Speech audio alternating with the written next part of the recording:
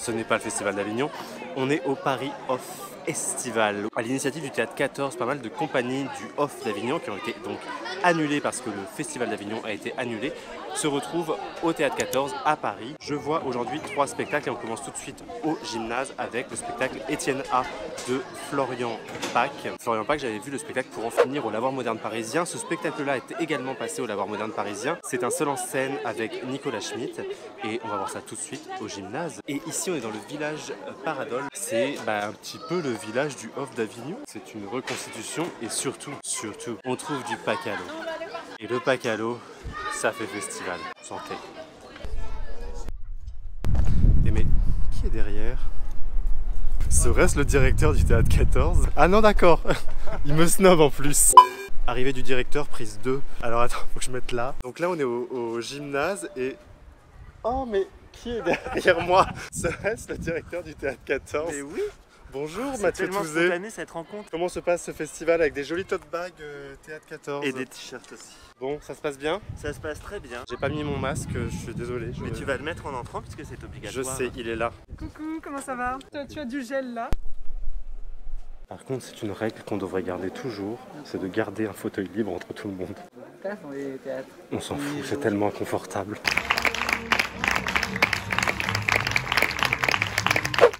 Alors, il reste pas masse de temps puisqu'à 19 h il faut être au théâtre. Bon, c'est à côté, on n'a pas non plus toute la ville à traverser. Comment vous résumez ça en 3 mots? Portrait émouvant d'un garçon, Étienne, à la vie ordinaire, très ordinaire, très simple, qui mange du hachis parmentier surgelé, qui achète un pyjama Lidl à son père pour Noël, qui est amoureux d'une de ses collègues de travail, qui regarde du porno, qui a des problèmes avec son ex-femme. Donc portrait simple, touchant.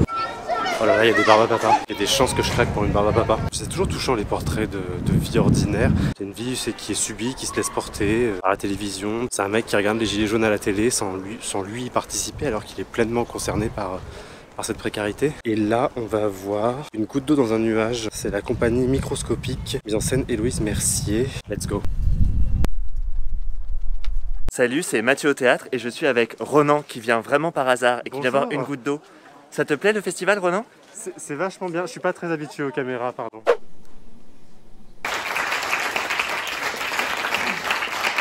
Mais qu'est-ce qu'on aime les bonnes surprises comme ça. Alors, j'ai été assez fasciné par cette capacité à rendre esthétique un texte et surtout sur la construction dramatique. Parce que ce texte ne s'attache pas tant justement à la logique narrative. Non, ce qui compte c'est la construction des images. Et on a même l'impression d'avoir presque une caméra subjective qui est embarquée dans Saïgon, dans Ho Chi Minh, et avec ces gros plans, ces images un peu floues, là c'est rouge, et en même temps qui mises bout à bout, comme dans un cinéma, comme dans un clip, vont raconter quelque chose. Il y a quelque chose de très hypnotique, presque en ASMR par moment. L'ASMR c'est quand on parle comme ça, qu'on fait des tout petits bruits de bouche et qu'on fait des petits bruits de nourriture aussi en mangeant. C'est très énervant pour certains, mais il y a des gens qui adorent ça. Un rythme dans la voix, mais c'est d'une douceur et c'est tellement...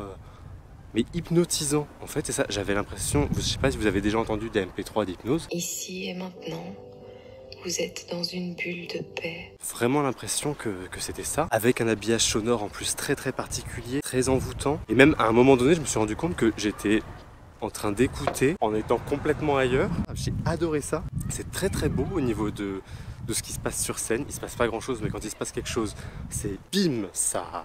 Visuellement c'est fort. Cette fragmentation du récit en fait, cette constellation d'images réunies comme ça dans ce texte permet de se raconter quelque chose, de se raconter un voyage, de se raconter tout un parcours à Saïgon sans que le texte soit surjoué, sans que le récit soit trop incarné non plus. Parce que cette voix elle est presque monotone et... Oh c'est beau, il y a du monde. Ah, je sens que j'ai une incruste. Bonjour. Attends, c'est pas du tout Corona compatible là. Ça va? Ouais, ça va et toi? Ben oui, ça se passe bien. Ouais, alors tu racontes quoi toi?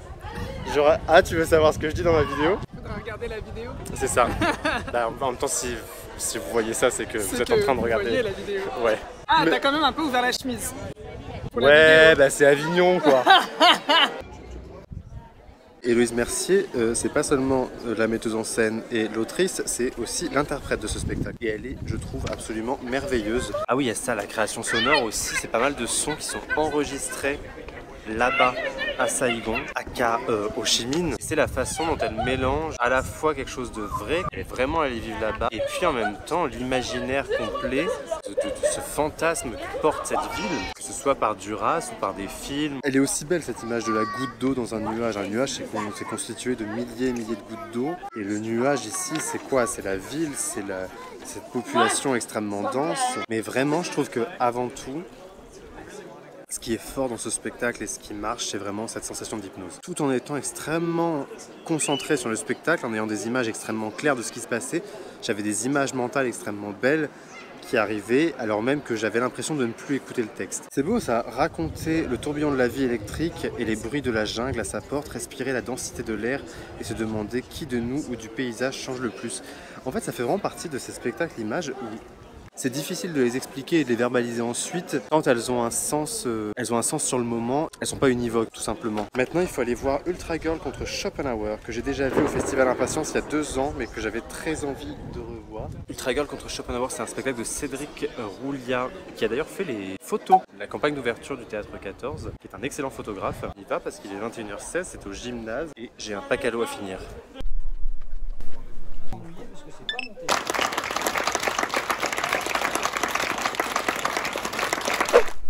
Et ben je suis hyper content d'avoir revu ce spectacle parce que j'avais oublié à quel point ça m'avait plu. C'est vrai que comme je l'avais vu dans le cadre du Festival Impatience, on voyait pas mal de spectacles. Ceci dit, je viens d'en voir 3 donc l'argument tient pas. Enfin, en tout cas, je me souvenais pas autant de ce spectacle, J'arrive plus à parler, j'arrive plus à vlogger. Ça fait 3 mois que j'ai pas fait ça. Je sais plus faire, je sais même plus ce qu'il faut filmer. Donc là, ce qu'on va faire, c'est que... Ah bah le métro est là, parfait. Je prends le métro, un petit point dans ma tête, hein, et puis on revient sur les 3 spectacles quand je rentre chez moi. En tout cas, ce festival est vachement sympa. Merde putain, dans le métro faut mettre un masque. Allez, c'est reparti. Alors cette Ultra Girl, en fait ouais, j'avais oublié à quel point il y avait des références, beaucoup de références aux figures féminines. Et surtout la réflexion que je me faisais là dans le métro, c'est que toutes ces figures féminines de la littérature, du cinéma et des bandes dessinées, des personnages féminins plein de contradictions aussi qui sont à la fois des prisonnières captives un peu lascives et puis en même temps des femmes guerrières qui sont des modèles féministes et en même temps qui sont des fantasmes sexuels pour jeunes adolescents. La super héroïne quand même, bien qu'elle soit hyper sexualisée, c'est quand même une femme de pouvoir. Et effectivement elle a servi de modèle à toute une génération et c'est pas étonnant aussi que je pense le féminisme est à ce niveau-là aujourd'hui, c'est que on a des générations qui ont été éduquées avec ces personnages féminins de référence que la génération d'avant n'avait pas du tout. Donc c'est ça aussi qui met du temps dans les mouvements féministes, c'est qu'il faut parfois une génération complète, c'est-à-dire que la génération d'aujourd'hui, par exemple pensons à Pénélope Bagieux qui crée des ouvrages hyper féministes, on peut être sûr que les enfants, les petites filles comme les petits garçons qui lisent Pénélope Bagieux en ce moment, quand ils seront adultes, dans 15 ans, 20 ans, 15-20 ans, feront marcher une société complètement différente et beaucoup plus féministe. C'est ça, la super-héroïne crypto-féministe, ils disent à un moment dans le spectacle. Voilà pour cette Ultra Girl que j'avais déjà beaucoup aimé et que j'ai eu grand plaisir à retrouver. Étienne A, un petit mot de retour dessus quand même. C'est vraiment très touchant cette vie ordinaire de cet Étienne A. Une vie très ordinaire, très banale, qui se laisse porter par des puissances qu'il ne contrôle pas, que ce soit les puissances politiques, les puissances syndicales, les puissances patronales. Et en même temps, c'est un mec extrêmement touchant parce que il a des petites envies. Voilà, il veut faire plaisir à son père, il lui achète un pyjama Lidl. C'est quand même le mec qui passe Noël dans l'entrepôt d'Amazon. Ses seuls liens de sociabilité, c'est d'aller voir son père et de boire un café avec ses collègues. C'est assez triste en fait. Putain oui, c'est très triste. En fait, ce spectacle tient vraiment quelque chose sur cette solitude, cette passivité du personnage. Et en même temps, l'état des lieux de cette passivité est un peu long. Pendant presque 1 heure comme ça, on a ça avant que commence un peu cette envie d'évasion, cette envie de rêve. Et avant que cette fin un peu surréaliste arrive, voilà, il se passe un peu trop de choses, ce qui est dommage. Ça s'étale un peu trop dans le temps. Je pense que ça mériterait d'être resserré sur la partie factuelle de ce qui se passe dans sa vie pour qu'on comprenne un peu le personnage et qu'après on développe plus aussi cet imaginaire et cette envie d'évasion. On a compris qu'il subissait, ce qui nous touche c'est quand il s'affirme. Et vraiment, moi, le passage où il offre un pyjama et une grille de mots mêlés à son père à Lidl, je trouve ça hyper émouvant. J'étais un peu entre deux en me disant ouais, il y a une super idée, un super projet et un personnage qui est très bien joué, mais c'est un manque d'équilibre dans la dramaturgie en fait, je crois. Sinon tout est là. Bon allez, dodo parce que il est 2h. Oui, j'ai regardé Potiche en rentrant. Mais dis que t'es pas là. Ah, je suis pas là. Oh oui, bonjour cher ami. C'est la préfète. Avec Jacqueline Maillan sur YouTube. Je me suis dit tiens, 3 spectacles dans la journée, j'en ai pas eu assez. Faire un petit boulevard avec Jacqueline Maillan, une petite Potiche. Bonne idée, allez, bonne nuit. Je viens de voir l'heure, il est... faut que je parte dans quoi dans 5 minutes. Au Théâtre 14, j'avais oublié que j'ai un spectacle à 14h aujourd'hui. Et ensuite à 19h. Je pensais que c'était comme hier à 17h30. Donc c'est l'esprit Avignon, voilà, on se sèche les cheveux en même temps qu'on fait des vidéos. Je voulais m'habiller pareil qu'hier pour faire des raccords, etc. Sauf que il fait pas du tout le même temps. Donc, je sais même pas pourquoi je fais cette intro. On se retrouve là-bas. Il est 13h58. Le spectacle est dans 2 minutes. Porte qui marche pas. Donc je vais voir le cas Lucia J, qui est un spectacle de Eugène Durif-Texte, mis en scène par Éric Lacascade. Ah, je vais crever, j'arrive pas à respirer. Qui raconte donc l'histoire de Lucia, la fille du romancier et poète irlandais James Joyce. C'est un seul en scène et il est déconseillé aux moins de 16 ans. Et je suis curieux de savoir pourquoi, si j'arrive à l'heure, évidemment. Pas arriver à l'heure, il est 14h. Je vois encore des gens dehors. C'est ça l'esprit d'Avignon. Bon, je vous cache pas que je suis très déçu. Je suis déçu parce que c'est dommage. C'est dommage parce que on a une comédienne que je trouve absolument excellente, qui donne énormément d'énergie, qui donne beaucoup. Enfin, y a rien à lui reprocher, quoi. Waouh. C'est surtout sur la mise en scène, en fait. Cette vision de la folie, je la trouve un peu éculée. Et j'avais l'impression de retomber dans les écueils des mises en scène de 448 Psychose, par exemple. En fait, c'est une folie qui n'existe pas. C'est une schizophrénie qui n'existe pas. Il y a une guêpe, mais elle me tourne autour, cette guêpe. En fait, c'est faux d'être hyper dramatique. Cet excès de dramatique à la Sarah Bernard. Et en même temps, d'être plein d'énergie comme ça, dans une folie. On se renverse des gâteaux à la crème sur la gueule et on court partout et on tape partout. Mais je veux pas être trop négatif non plus, parce que c'est juste que moi c'est pas du tout la vision du théâtre que j'aime, et c'est un théâtre que j'aime pas du tout. Une façon d'aborder les textes et de les mettre en scène qui me plaît pas, qui me parle pas, qui me raconte rien, et voilà. Ça sera très court parce que je veux pas non plus m'étaler là-dessus. On est sur une reprise du théâtre en ce moment, on a envie d'être positif, et donc bravo pour la performance, même si c'est pas ce que je recherche moi dans le théâtre. Maintenant on va boire des pacalots, allez hop. Un petit pacalo pour Ronan au théâtre. Merci. Maintenant faut que je te paye. Oui, c'est vrai. Et on retrouve Edouard, co-directeur du Théâtre 14 depuis janvier. Exactement, ouais. Alors là, Paris Off Festival, qui s'est mis en place hyper rapidement. On a commencé à le penser mi-mai. En fait, dès qu'on a su que le Festival d'Avignon était annulé, le IN, évidemment le OFF, quelques jours après, a suivi. Ouais. Et on sait à quel point c'est dramatique pour les compagnies, parce que le Festival d'Avignon, c'est un lieu de rencontre incroyable, évidemment auprès des publics, mais aussi auprès des professionnels. Les compagnies défendent leurs projets qui sont présentés, défendent les projets des saisons prochaines. Donc cet endroit de rencontre allait être annulé. Et ça, plus les reports des saisons avec l'annulation de quasiment tous les spectacles depuis mars, on s'est dit qu'il y avait vraiment quelque chose à inventer et à proposer aux compagnies pour qu'elles puissent montrer leur spectacle. Et c'est de là qu'est née l'idée d'inviter 15 compagnies au Théâtre 14 et au gymnase Auguste Renoir dont on vient. Nouveau lieu éphémère. Exactement, juste la durée du festival. C'est un gymnase qu'on a monté en une journée exactement. Il y a eu une semaine de montage pour les compagnies et maintenant il y a une semaine d'exploitation. Donc là, juste derrière nous, il y a le village Paradol. C'est ça, ouais. De la rue Paradol qui est là. La rue Paradol, qui est gérée par la régie de quartier, et on leur a proposé d'investir la rue le temps du festival pour avoir un lieu de convivialité, ce qui est quand même une condition sine qua non pour passer des bons festivals. Et les enfants du quartier sont ici aussi, ça permet de présenter les projets, de donner des flyers. Comment vous avez sélectionné les spectacles? Parce que 15 compagnies, alors dans le off on sait qu'il y en a... Il y en a plus de 1500, donc voilà. Il y a 1% des compagnies qui viennent jouer au Théâtre 14 en ce moment. Dès qu'on a eu l'idée de ce festival, on a proposé à quelques lieux d'Avignon, des lieux où on est spectateur nous-mêmes, où on va découvrir des spectacles. Le Train Bleu, le 11, les Halles, la Manufacture, le Transversal. Et on leur a demandé aussi des conseils, quel spectacle ils nous conseillaient d'accueillir. Et ensuite, on a travaillé à avoir évidemment une parité, puisque c'est entre les metteurs en scène femmes et les metteurs en scène hommes, parce que c'est quelque chose auquel on est sensible au Théâtre 14 depuis la réouverture. Ouais. Sur quelle chaîne? C'est sur YouTube. Yes. Ça passe sur YouTube. Il est tellement plus content que ça passe sur YouTube qu'à la télé. Il n'aurait pas regardé à la télé. C'est ça en fait. Ça s'appelle Ronan au théâtre. Ok, il n'y a pas beaucoup d'abonnés. Non, il n'y en a pas beaucoup. Mais là, il y aura 50 abonnés. C'est vrai? Ah ouais? Vous vous abonnez tous? Ouais. Donc après ce festival, qu'est-ce qui se passe pour le Théâtre 14? Vous travaillez déjà la saison prochaine? Alors avant même la saison prochaine, on va accueillir Roland Osé avec la reprise de La Solitude des Champs de Coton, juste au stade de foot qui est là. Qui est juste Mais là. comme ça tombe c'est bien très synchronisé ce On vlog. pourrait presque croire qu'on l'a fait exprès. En fait, il voulait le reprendre en plein air, tel qu'il l'avait créé. Ah oui, mais avec Audrey Bonnet, c'est Avec le Audrey spectacle Bono au et casque. Anne Alvaro, exactement. On va aller le voir, c'est Bien prévu. sûr. Donc ça sera au Stade Didot. Directeur alerte. Je vous jure, c'était pas prévu. Alors, nous avons une petite alarme qui s'est déclenchée dans le théâtre, visiblement. On venait d'arriver au théâtre 14. C'est plein de rebondissements, dites-moi.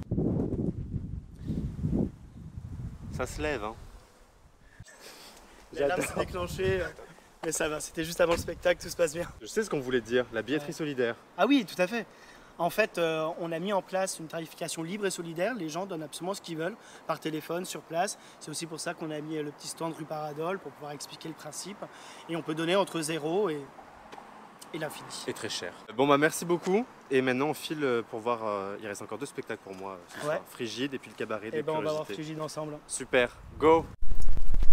Alors, un petit masque et c'est parti pour Frigide donc de Camille Palotsky et Stéphane Aubry, un texte de Malchior, interprété par Malchior. M, star déchu de l'underground PD, ne croit plus en rien ni personne. Et ben allez, on y va. Bon spectacle. Merci.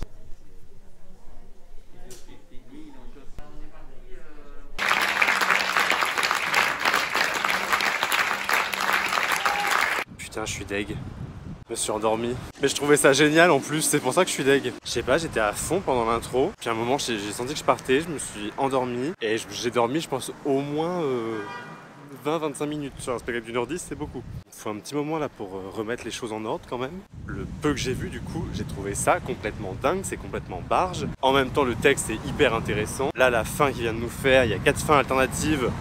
Alors c'est un peu boutique, c'est un peu... c'est une fin alternative pour les CDN, une fin alternative pour les théâtres privés, une fin alternative pour les scènes, pour les communautés de communes. Donc non, hyper bien foutu, avec un humour sans filtre, qui est à la fois provoque parce qu'il va pile dans les sujets qui fâchent du moment, et en même temps il y va comme s'il n'existait pas. C'est vraiment l'humour camp, l'humour drag queen, l'humour qui se permet tout à travers le masque en fait. Et je pense que c'est ça aussi, ce personnage, il a ce masque, il est dans ce costume extrêmement chargé. C'est cette vieille star sur le déclin, cet artiste qui n'est pas aimé, cet artiste qui galère quoi, et en même temps qui défend une forme artistique. Et non, et je trouvais ça vraiment, j'embarquais dès le début quoi, dès l'intro. C'est pas une partie de rigolade. J'étais en train de manger un petit sandwich et j'ai pas du tout vu que c'était l'heure. J'ai pas du tout vu que c'était déjà l'heure d'aller voir le cabaret de Curiosité. Attendez, je suis perdu. Le 32 cabaret de Curiosité. La compagnie La Plume et les Planches et En Scène Production, Conception, la Big Bertha, Philippe Davila et Ariane Carmin. Pause, je viens de me souvenir pourquoi le nom de Philippe Davila me disait quelque chose. Tu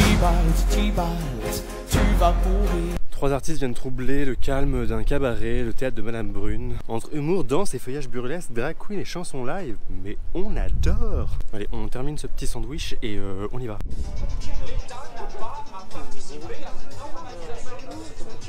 On s'est fait une soirée très très gaie ce soir.